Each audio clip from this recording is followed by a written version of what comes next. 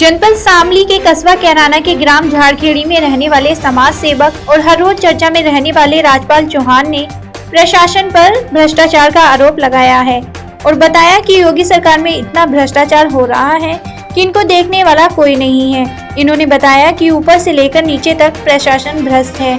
Jail के अंदर निर्दोष व्यक्तियों को फंसाया गया है। उन्होंने बताया कि मैं एक क्रांतिकारी होने के साथ सिस्टम को बदलने की आवाज उठा रहा हूँ। उन्होंने बताया झूठे मुकदमों में मैं भी 3 बार जेल जा चुका हूँ। इसके बाद मैंने सिस्टम बदलने की ठान ली और सिस्टम बदलने के लिए कार्यवाही में लग गया, जिसको लेकर राजपाल चौहान सीएम दफ्तर, पीएम दफ्तर और राष्ट्रपति दफ्तर तक अपनी आवाज पहुंचा चुके हैं और इस लड़ाई को लड़ने में राजपाल चौहान खुद अपनी वकालत भी करते हैं। उन्होंने बताया कि सनी देओल की तरह फिल्मी कहानी बन गई है। मेरे साथ आइए देखते हैं राजपाल चौहान के साथ सिस्टम बदलने के लिए मरते दम तक लड़ने की कसम खाने वाले आगे क्या करते हैं। नमस्कार, आप देख रहे हैं उल्लेख न्यूज। मैं आपके साथ प्रवीण सैनी। आज हम पहुंचे हैं कस्बा कैराना के गांव झाड़खेड़ी, जिला शामली में, जहां पर चर्चित चेहरे और चर्चा में रहने वाले राजपाल चौहान जी, हम इन्हें पहले भी दिखा चुके हैं कई बार, जो कि सिस्टम बदलना चाहते हैं और अकेले ही खड़े हैं, जो कि सरकार तक पहुंचते हैं, अपनी बात रखते हैं और ये करने की कोशिश में लगे हुए हैं दिन रात के सिस्टम बदल जाए। ये सरकार को कहना चाहते हैं, मोदी सरकार को भी कहना चाहते हैं, योगी सरकार को भी, कि सरकार सही है लेकिन सिस्टम गलत है।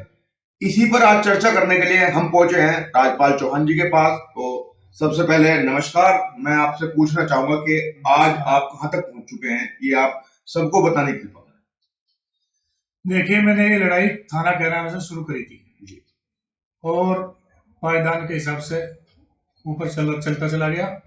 मुख्यमंत्री कार्यालय, डीएम ऑफिस, सब जगह पहुंचा। सुप्रीम कोर्ट तक में लड़ाई ले गया। लेकिन मुझे अफसोस इस बात का है कि मेरे जो मैंने सबूत पेश किए हैं ना, तो आज तक किसी ने मेरे सबूत न करे और ना ही मुझे न्याय मिला, ना कुछ सुनवाई होती। आप किन किन मुद्दों को लेकर आवाज उठा रहे हैं, ये बताएंगे आप? मेरा मेन मुद्दा ये है कि मैंने रिसर्च किया है पिछले 15 साल से कि यूपी में अपराधी बनते कैसे हैं। वो बात अलग है कि मैं यूपी का मामला लेकर चला था। अब मैंने पाया कि सिस्टम पूरे देश का खराब है, इसलिए मैंने सबूत भी पूरे देश के इकट्ठा किए हैं और तब सुप्रीम कोर्ट में पहुंचा था। तो मेरा कहने का मतलब ये है कि ये बेगुनाहों से जेल भरी पड़ी है और अपराधियों के खिलाफ केस दर्ज नहीं होते। इस वजह से अपराधी बेखौफ हैं। और जो लोग, मैंने सुना है कि आप पहले काफी साल पहले जेल भी जा चुके हैं और आप पर न जाने कई झूठे आरोप भी लगे हैं, जिनकी वजह से आपको जेल में रहना पड़ा। उसके बाद वहां पर आने के बाद भी आपने निर्णय लिया था, आप पहले भी चर्चाओं में रह चुके हैं, आपकी वीडियो भी पहले वायरल हुई थी, हमने पहले भी आपको दिखाया था। और उसके बाद जब ये पता लगा कि आप जेल में रह चुके हैं, उसके बाद आपने क्या ठोस निर्णय लिया और क्या कार्य आप कर रहे हैं इस पर? देखिए, सन 2005 में मुझे 1 महीने में 3 बार गिरफ्तार किया गया था और बिना किसी को एक तमाचा मारे, बिना कोई अपराध किए, कोई सबूत नहीं। आज तक पुलिस कोई सबूत नहीं दे सकती मेरे खिलाफ। और 3 केस दर्ज हुए। 2 बार तो मैंने जमानत करा ली, तीसरी बार में फिर मैंने सोचा मेरी जिंदगी खराब होगी, फिर मैंने सर पर कफन बांध लिया, जैसे कि आम आदमी परेशान होकर करता है।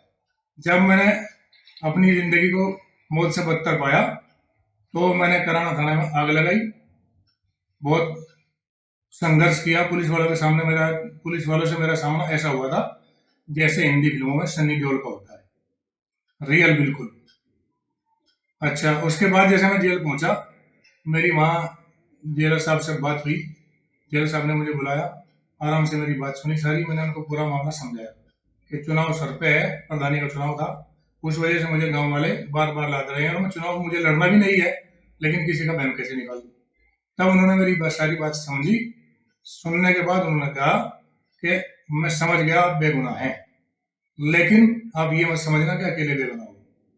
इस जेल में, मुजफ्फरनगर जेल में इस टाइम 1200 आदमी बंद हैं, जिनमें से कम 900 बेगुनाह हैं। मुझे मालूम है, लेकिन मैं कर क्या सकता हूँ, सिस्टम से मजबूर है। जैसा सिस्टम की आपने बात की और अभी आपने एक बात बताई कि ये हिंदी फिल्म की तरह सनी देओल वाला मामला है, कहीं ऐसा तो नहीं है कि आप योगी कार्यालय गए, मोदी कार्यालय गए, पीएम दफ्तर भी कहीं चक्कर लगा चुके हैं, हाई कोर्ट, सुप्रीम कोर्ट, हर जगह चले गए। ऐसा तो नहीं है कि आपको केवल तारीख पे तारीख मिली। सिस्टम बिल्कुल यही है। मैं बताता हूं आपको, बिना किसी सबूत के तो गरीबों के खिलाफ केस दर्ज होते हैं और वे जेल में सड़ते रहते हैं। तारीख पे तारीख मिलती रहती है। जब तक उनका कोई पैसा देने वाला ना हो तब तक उनकी कोई सुनवाई नहीं होती। कई साल एक आदमी को जेल में गुजारने पड़ते हैं। और वहां जब उसे वो सारा सिस्टम समझ जाता है कि सिस्टम कैसे चलता है, उसके बाद वहां से वो निर्णय लेता है कि हथियार उठाओ और मौज लो, फिर कुछ नहीं बिगड़ना, पैसा बांटते रहना और कुछ नहीं बिगड़ना, और किसी का कुछ बिगड़ता भी नहीं। मैं आपको बता दूं, निठारी कांड आपने सुना होगा, सबसे बड़ा कांड था हमारे देश का, और 70 बच्चों को मार के खाने वाले भी जिंदा बच गए। तो इससे रद्दी सिस्टम और भारत का क्या होगा? जैसा भी आपने बताया कि कुछ सिस्टम चेंज नहीं हो पाया, उसको बदलने की जरूरत है। अभी मैंने सुना था कि आप राष्ट्रपति ऑफिस भी गए हैं, वहां तक भी आप अपनी फाइल रिसीव करा के ला चुके हैं।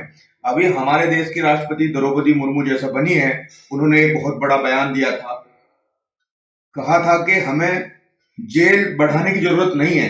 जो निर्दोष हैं, जिनके पैरवी करने वाले नहीं है, वो जेल में सड़ रहे हैं, उनको रिहा किया जाना चाहिए।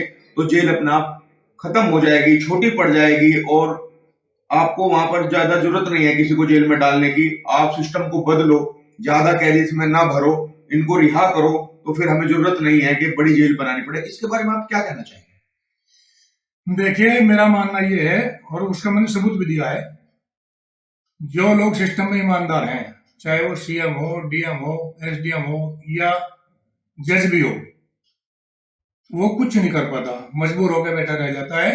उसके नीचे रिश्वत चलती रहती है और ईमानदार आदमी को पता भी नहीं चल पाता। सीधी सी बात है, जो बेईमान है वो अपना हिस्सा ले लेता है, जो ईमानदार है वो नहीं लेता। लेकिन पैसा चलता है सब जगह, अदालत में पैसा चलता है। जज ईमानदार है तो अपना हिस्सा ना लो, लेकिन निचले पैसा दे के ही फाइल की सुनवाई करवाते हैं। हमने सुना है कि योगी सरकार आने के बाद सिस्टम सब कुछ चेंज हो गया है। इतने एनकाउंटर किए गए हैं कि जो है गुंडागर्दी खत्म हो चुकी है, रिश्वत बंद हो गई है, हर तरह के जो है अपराध बंद हो गए हैं। इसके बारे में आप क्या कहना चाहते हैं? क्या आप योगी सरकार के बारे में कुछ कहना चाहेंगे? देखिए, योगी जी ईमानदार आदमी है, इसमें कोई शक नहीं है, लेकिन नीचे सिस्टम में सब बैठे हैं। अब मैं अगर सच बोलूं, मैं किसी पार्टी का समर्थक नहीं, वरना 10 गुना बताता, लेकिन फिलहाल पहले से 3 गुना भ्रष्टाचार है।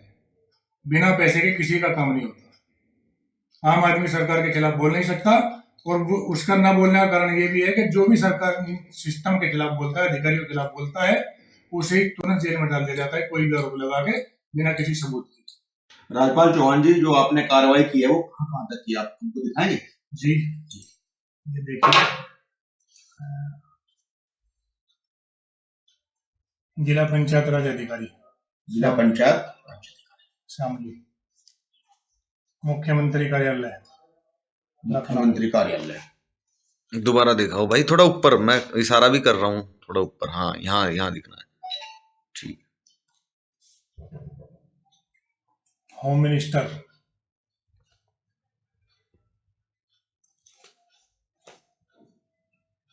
प्रधानमंत्री कार्यालय,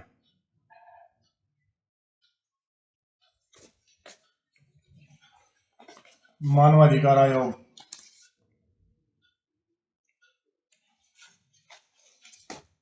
कानून मंत्रालय,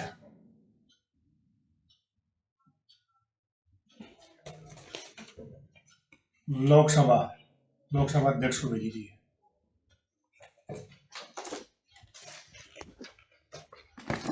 राष्ट्रपति भवन। धन्यवाद। ये 1 मिनट, ये सब पे ऑर्डर होके आए हुए हैं और किसी पे कोई कार्रवाई नहीं हुई, और सब पे जवाब झूठा भेज रखा है। ये मेरे पास सबूत है जो फाइल में दर्ज है। शामली से संवाददाता प्रवीण सैनी की रिपोर्ट।